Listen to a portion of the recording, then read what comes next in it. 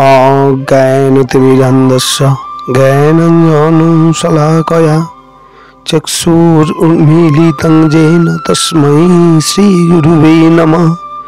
मूकं करोति वाचालं पङ्गुं लङ्घयति गिरिं यत्कृपातमहं वन्दे गुरुदीनतारणम्। वृन्दाय ओयि तुलसीदेव्यै ओयि प्रिया ओयि केशवस्य च कृष्ण भक्ति पदे देवी सत्यवत्यै नमो नमः। जय निताय, जय गौरहरि। আমরা আজ একাদশী ব্রত সম্বন্ধীয় একটু আলোচনা করব, কারণ একাদশী ব্রত আমরা প্রত্যেকেই বিভিন্নভাবে পালন করি এবং বৈষ্ণব শাস্ত্রে যাহাকে সর্বৈবভাবে আমার গৌরহরি কলিযুগের প্রেমের ঠাকুর যিনি, তিনি আমাদের এই সংসারে প্রত্যেক জীবকেই এই একাদশী ব্রত পালনের কথা বলেছেন। কারণ ভাবের সাধনই হচ্ছে প্রধান, আর ভাবের সাধনকেই বলা হচ্ছে ভক্তির সাধন। অর্থাৎ ভক্তি সাধন করিলে জীব ভাব অর্জন করিতে পারে। ভাবের বৈশিষ্ট্য হচ্ছে কি, ভগবানের অস্তিত্বকে সামনে রেখে, ভগবানের সত্তাকে সামনে স্মরণ মনন চিন্তনের দ্বারা ভগবানের নাম গুণকীর্তনে ভগবানের রূপ মধ্যে নিজের দেহ মন ইন্দ্রিয়কে ভাসিয়ে যাওয়া, বা ভগবানের প্রত্যেকটি অস্তিত্ব যে আছে এবং ভগবানের সত্তার সঙ্গে জীব হৃদয়ের সঙ্গে সম্পৃক্তিকরণের জন্য যে আভিমুখ্যতা, তাহাকেই এক কথাতে সহজ সরল ভাষাতে ভাব বলে বর্ণন করা হয়েছে। এই ভাবের অধিকারী কে? কারণ এই ভগবানেরই সৃষ্ট এই জগৎ সংসারে বহু প্রকারের জীব আছে। এই সংসারে আমাদের আসা যাওয়ার মূল উদ্দেশ্যের মধ্যে এই নরতনু অর্থাৎ মনুষ্য দেহধারী জীবই এই ভক্তির সাধনের মুখ্য অধিকারী।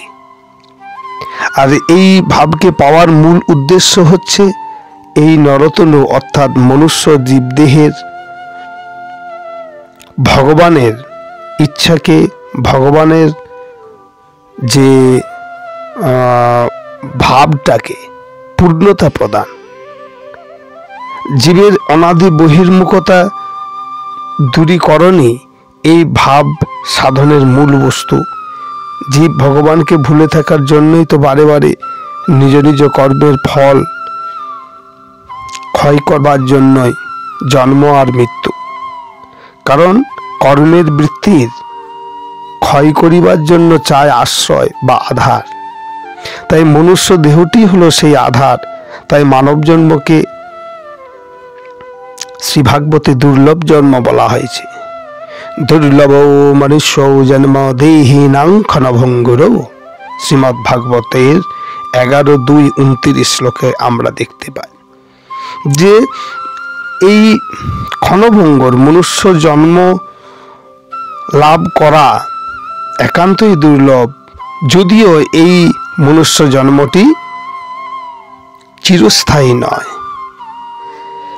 তাই আমার ঠাকুর কানাই বংশীয় দেবকিশোর গোস্বামী শ্রীল প্রভুপাদ তিনি তার ভক্তি তরঙ্গিনী গ্রন্থে নিবেদন করেছেন, শেষ দিন এসে গেল, দীপ শিখা নিমে গেল, ভজন করিয়ে লহ ওগো দয়াময়, সাধু গুরু সদজন করিতেন প্রবচন, দুর্লভ এই জীবন অতি মূল্যবান, অবহেলায় কাটায় না, এ সুযোগ পাইবে না, নরতনু ভজনেরও হয় মূল্যবান। শ্রীকৃষ্ণ ভজনের তরে আসিয়াছি সংসারে, জড় সুখ বিলাসেতে কাটায় না কাল। তাই আমরা ঠাকুর কানাই বংশীয় বা ঠাকুর কানাইয়ের আশ্রিত আমরা যে বিভিন্ন যারা আছি, আমরা এই বৈষ্ণবীয় ভাবনাকে সামনে রেখে আমাদের আত্মনিবেদন যদি আমরা করি, তাহলেই আমাদের ভক্তি সাধনের পথে আমরা অনেকটাই এগিয়ে যাব। আমরা শ্রীমদ্ ভাগবতে দেখতে পাই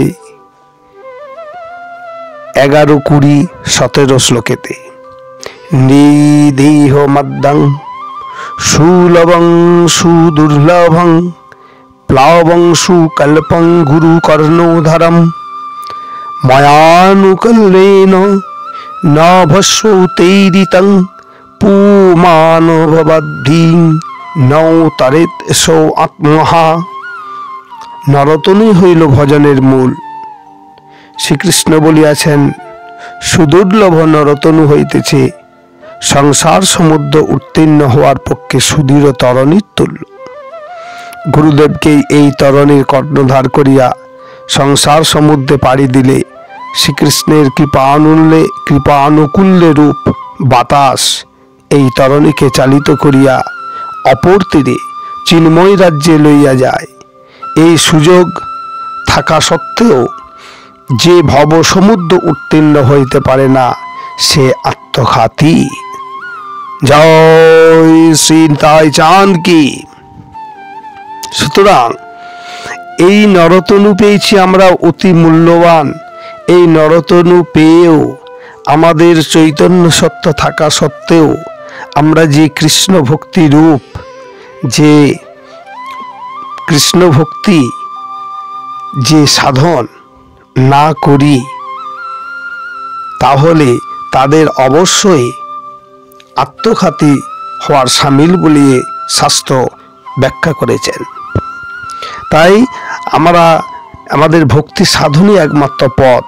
আর এই ভক্তি সাধনের জন্যই আমার গৌরহরি কলির জীবকে তিনি বললেন যে 64 সাধন প্রকারের কথা বললেন। তার মধ্যে এক সাধন অঙ্গ অবশ্যই একাদশী ব্রত পালন। এখন একাদশী ব্রত কারা করতে পারে, কারা করতে পারে না, এই নিয়ে এই সংসার জগতে বিভিন্ন জীবগণের মধ্যে সংশয় দেখা দিয়েছে। তাই আমরা বৈষ্ণব শাস্ত্র থেকে, আমরা লঘু ভাগবতামৃত গ্রন্থ থেকে দেখতে কিছু কয়েকটি লাইন বা কয়েকটি শ্লোক উল্লেখ করে আজকে তার সেই মীমাংসা করবার জন্য আমরা উপস্থিত হয়েছি। যদিও এই ক্ষণভঙ্গুর এই অধম অজ্ঞানী মূর্খ জীবের কোনো যোগ্যতাই নেই, তবুও আমরা সেটা চেষ্টা করছি। ব্রাহ্মণো ক্ষত্রিয় বিশং শূদ্রাণঞ্চৈব শোষিতম মোক্ষোদং কুর্বতং ভক্তা বিষ্ণু প্রিয়তরং দ্বিজা। ব্রাহ্মণ, ক্ষত্রিয়, বৈশ্য, শূদ্র ও স্ত্রীলোক ইহাদের যে কেউ হোক না কেন, সকলেরই একাদশী ব্রত একান্তই পালনীয় কর্তব্য। ইহা বিষ্ণুর প্রীতিকর এবং এই ব্রত পালন করিলে মায়া বন্ধনাদি হইতে মোক্ষ লাভ হইয়া থাকে। সুতরাং কোনো জাতি বিশেষের কোনো কিছু নয়, কোনো নির্দিষ্ট শ্রেণীর এই ব্রত পালনের অধিকার আছে, আর কোনো নিচ জাতির বা অন্য কোনো জাতির অধিকার নেই। ব্রাহ্মণ, বিপ্র, জ্ঞানী, পণ্ডিতই এই একাদশী ব্রত পালন করিতে পারে তাহা নয়। এই সংসারে সকল প্রকারের, সকল জাতিরই, সকল বর্ণের, সকল আশ্রমিকই এই একাদশী ব্রত একান্তই পালনীয়। এই প্রসঙ্গে আরও একটি প্রশ্ন থাকতে পারে যে একাদশী ব্রত পালনকারীর ক্ষেত্রে কি কোনো বয়স সীমা আছে কি না, কি বৃদ্ধ বয়স, কি কম বয়স, কি আবার এই সংসার সমাজে দেখতে পাই কেহ কেহ বলে শুধু বিধবারাই একাদশী করতে পারে, সধবাদের কোনো অধিকার নেই। কিন্তু শাস্ত্র বলছে তা নয়। 8 বৎসর হইতে 80 বৎসর কি বলছেন, অষ্টাবর্ষাধিক মর্তে অপূর্ণ শীতিবৎসরা একাদশমুপবসেত পক্ষয় ও রুভয়োবপি। অর্থাৎ 8 বৎসর হইতে 80 বৎসর বয়স পর্যন্ত সকলের পক্ষে সেই একাদশী ব্রত একান্তই পালনীয়। কোনো নির্দিষ্ট বয়সের ক্ষেত্রে এই ব্রত পালনের নির্দেশ নাই, সকলেই এই ব্রত পালন একান্তভাবেই করা কর্তব্য। তাই আমরা এই সমাজের যে সকল ছোট ছোট প্রশ্নগুলো ছিল বা যে সকল মনের ভিতরে সংশয়গুলো ছিল, এই শাস্ত্র বাক্যের মধ্যে দিয়ে আশা করা যায় আমাদের সেই সংশয়গুলো দূরীভূত হবে। আর এইটুকু সময়ের মধ্যে যেহেতু এত কিছু সকল কিছুই, কারণ এই একাদশী ব্রত প্রত্যেকটি ব্রতেরই নিজস্ব একটা বিধি বা নিয়ম আছে। সেই বিধি বা নিয়ম এইটুকু সময়ের মধ্যে সর্বপ্রকারে সকল বিধি নিয়মকে উপস্থাপনা করা এই অজ্ঞ জনের বা এই অধমের ক্ষেত্রে সম্ভবপর নয়। আমার কানু ঠাকুর যদি কৃপা করেন, পরবর্তী সময়ে আমরা এই আরও একাদশী ব্রত সম্বন্ধীয় কিছু যে বিধি নিয়ম নীতি আছে সেগুলো আমরা বলবার চেষ্টা করব। জয় নিতাই, জয় গৌরহরি, জয় শ্রী ঠাকুর কানাই প্রভু কি। হরে কৃষ্ণ কৃষ্ণ কৃষ্ণ হরে হরে, হরে রাম রাম রাম হরে হরে। শ্রী ভগবানের প্রিয় মাস বলে অগ্রহায়ণ মাসকে মার্গশীর্ষ বা মাসশীর্ষ বলা হয়। শ্রীকৃষ্ণ ও গৌরসুন্দরের সাধনকারী সাধকের কাছে এই মাস হইতেই বৎসরের প্রথম মাস বলিয়া স্বীকৃত। এই মাসে কৃষ্ণপক্ষের একাদশী তিথিকে উৎপন্ন একাদশী বলা হয়। এই একাদশী দেবীর শরণাগত প্রিয় ভক্ত সন্তান বা সাধকের মনের যত প্রকারের কূট প্রশ্ন বা বিতর্কের অবসান করিয়ে ভগবৎ পদ লাভের শুভ ইচ্ছার জন্ম দেন। এই একাদশী দেবীর কৃপাতে ভগবানের প্রতি অনুরাগ সৃষ্টি করেন বলিয়া ইহাকে উৎপত্তি একাদশী দেবীও বলা হয়। পাণ্ডবগণের জ্যেষ্ঠ ভ্রাতা যুধিষ্ঠিরের এই একাদশী দেবীর ব্রতকথার মাহাত্ম্য কথা শ্রবণের ইচ্ছা অনুসারে ভগবান শ্রীকৃষ্ণ বলিলেন, সত্যযুগে মূঢ় নামক দানব ছিলেন। ইনি খুবই অত্যাচারী ও হিংস্র। দানবরাজ তিলোজঙ্গার পুত্র ছিলেন দৈত্যরাজ মূঢ়। এই দানবের অত্যাচারে দেবতারা দেবাদিদেব মহাদেবের শরণাপন্ন হইলে দেবাদিদেবের নির্দেশ মতো ক্ষীরোদ সমুদ্র সাহিত শ্রী বিষ্ণু শরণাপন্ন হইলেন। শ্রী বিষ্ণু দেবতাদের অভয় দান করিলে পর দেবতাগণ স্থির হইলেন এবং শ্রী বিষ্ণু দানবরাজ মূঢ়ের সহিত যুদ্ধ করেন। দীর্ঘদিন ধরে যুদ্ধ হতে থাকে। সাময়িকভাবে দানবরাজ যুদ্ধ থেকে বিরত হন। পরে আবার যুদ্ধ আরম্ভ হইলে দানবরাজ শ্রী বিষ্ণুকেও পরাজিত করেন। পরাজিত শ্রী বিষ্ণু চিন্তান্বিত হইয়া বদরিকাশ্রমে সিংহাবতী নামে একটি গুহাতে, এই গুহাটি একদার বিশিষ্ট এবং 12 যোজন অর্থাৎ 86 মাইল বিস্তৃত। এই গুহার মধ্যে বিশ্রামের জন্য প্রবেশ করিলে পর ইহার কিছুক্ষণ পরে শ্রী বিষ্ণুকে অনুসরণ করিতে করিতে দানবরাজ মূঢ় ওই গুহাতে প্রবেশ করিলেন। দেখিলেন শ্রী বিষ্ণু শয়নে আছেন। এই অবসরে হত্যা করাই শ্রেয়, এই ভাবিয়া অস্ত্র নিয়ে আঘাত করিতে উদ্যত হইলে তখন শ্রী বিষ্ণুর শরীর থেকে একটি কন্যা উৎপন্ন হইল।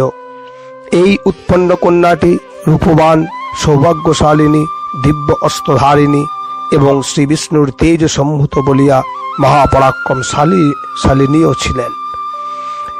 শ্রী বিষ্ণুর শরীর থেকে উৎপন্ন কন্যার দিব্য তেজে রাজা মূঢ় ভস্মীভূত হয়। উক্ত সময়ে শ্রী বিষ্ণুর নিদ্রাভঙ্গ হইলে দেখিলেন দিব্য তেজ সম্ভূত নারী রূপ সামনে ভস্মীভূত মুড়ের ভস্মাকৃত স্তূপ।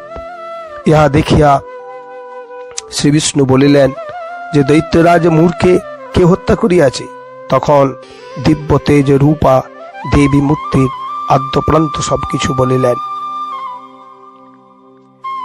শ্রী বিষ্ণু ইহা শুনিয়া বলিল, হে দেবী, আজ একাদশীর দিন তুমি উৎপন্ন হয়েছ, তুমি আমার পরাশক্তি, তাই এই দেবীরূপী মূর্তির নাম আজ হইতে নাম হবে একাদশী, এবং তোমার ইচ্ছা মতো আমার সাধনকারী জীবকে আমার সাধনার সাথে সাথে তোমার সাধন না করিলে আমার কৃপা মিলিবে না সেই সাধকগণ। এই দিন শত্রু দমন, পরম গতি দান ও সর্বসিদ্ধি প্রদান করিবার জন্য তোমার উৎপন্ন ও শুভ সূচনা হয়েছে বলেই তোমার নাম উৎপন্না। এই দিন ভক্তি সহযোগে এই ব্রতকে সামনে রেখে শ্রী বিষ্ণুর আরাধনা করিলে শ্রী উৎপন্না একাদশীর কৃপাতে শ্রী বিষ্ণুর কৃপা মিলিবে, এবং সেই জীব নিষ্ঠা ভরে যদি এই একাদশী ব্রত পালন করে এবং এই মাহাত্ম্য কথাও কেউ যদি শ্রবণ করে, শ্রীহরির প্রতি তার অনুরাগ সৃষ্টি হয়, তা হইলে সেই বৈকুণ্ঠ ধামে অবস্থান করে। জয় নিতাই, জয় গৌরহরি, জয় শ্রী কানু ঠাকুর।